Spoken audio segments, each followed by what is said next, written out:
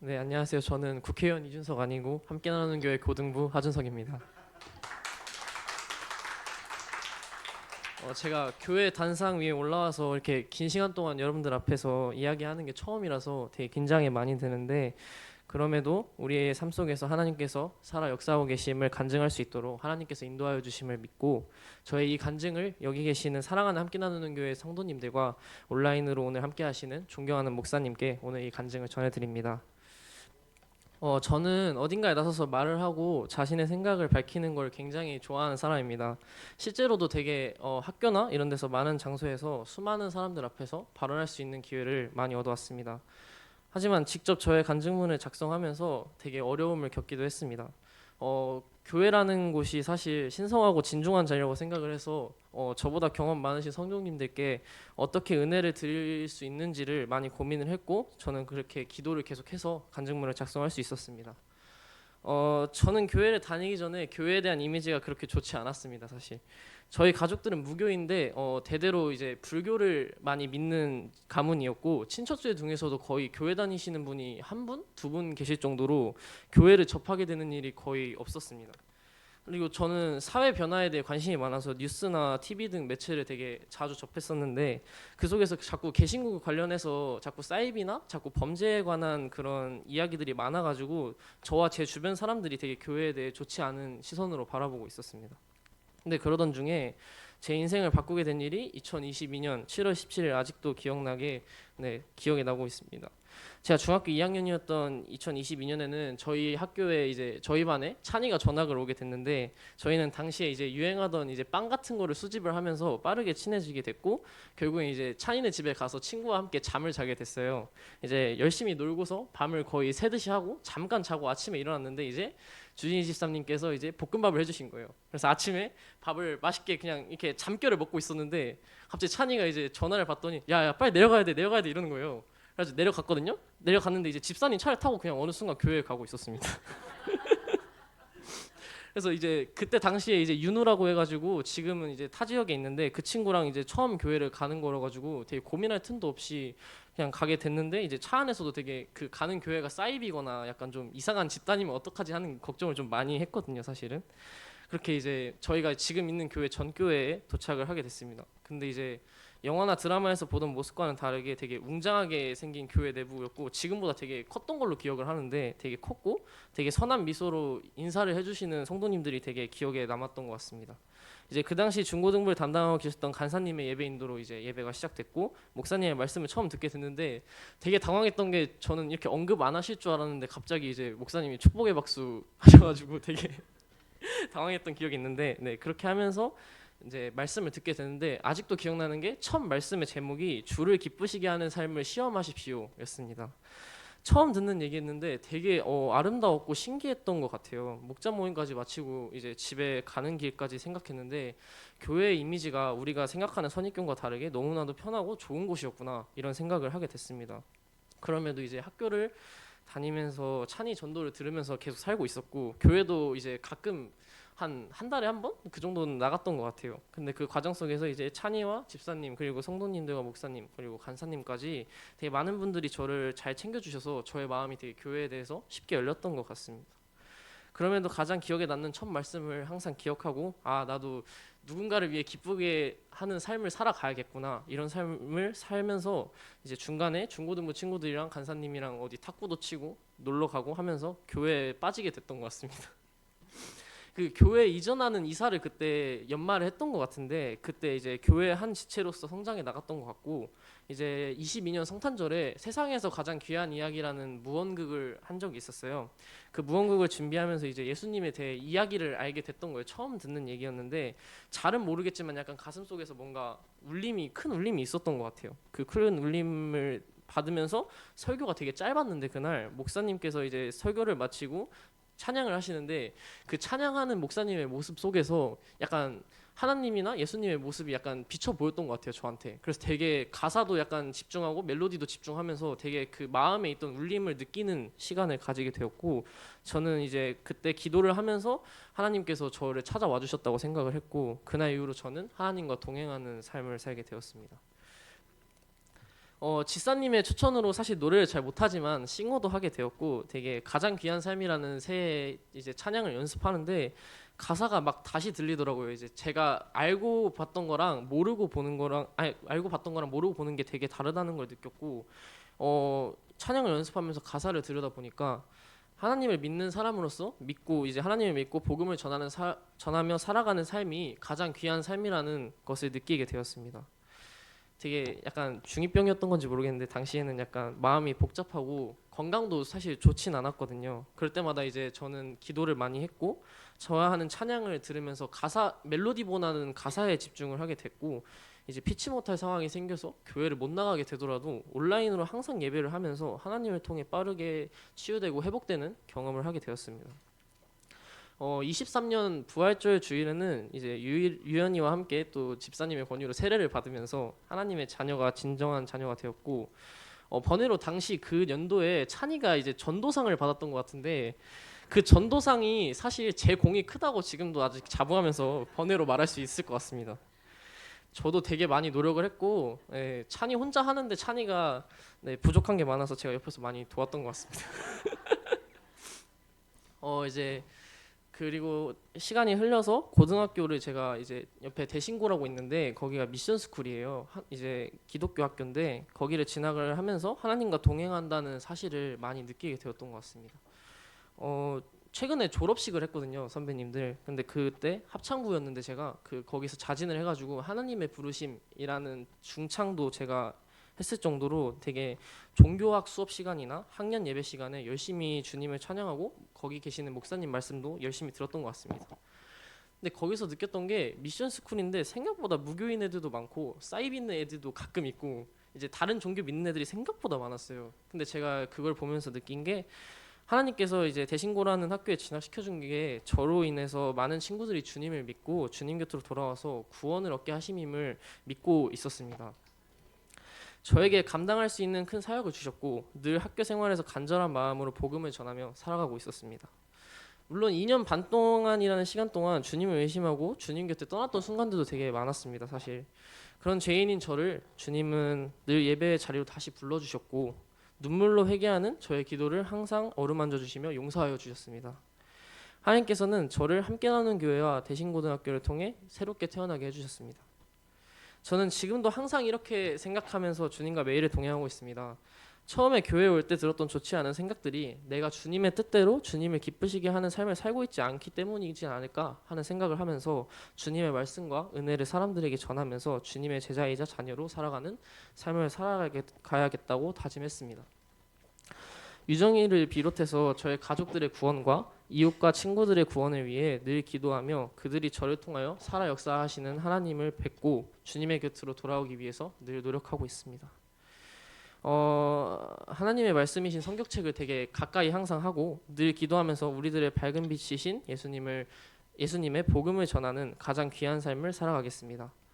목사님을 비롯한 함께 나누는 교회 모든 성도님들의 믿음과 바른 성품을 제가 잘 본받고 배워가지고 지금까지 바른 믿음으로 하나님께로 돌아갈 수 있었다고 생각이 들어서 늘 감사를 드립니다. 앞으로도 교회의 한 기둥으로서 하나님의 나라와 교회를 함께 세워가는 믿음의 다음 세대가 될 수 있도록 노력하겠습니다. 감사합니다.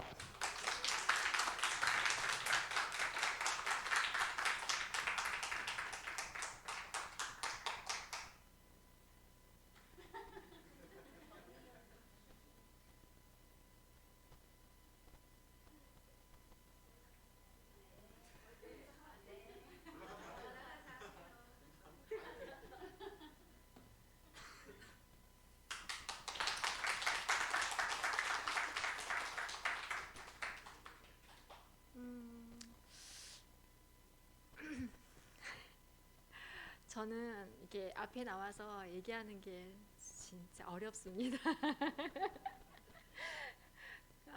어떤 말부터 드려야 될지 모르겠지만 제가 이제 간증을 한다고 했을 때 우리 그 기도가 얼마나 중요한지 이제 엄마를 통해서 역사심이 얼마나 우리가 그냥 기도하는 게 아니고 다 들어주시고 그거를 계획 안에 있구나라는 것을 느꼈거든요.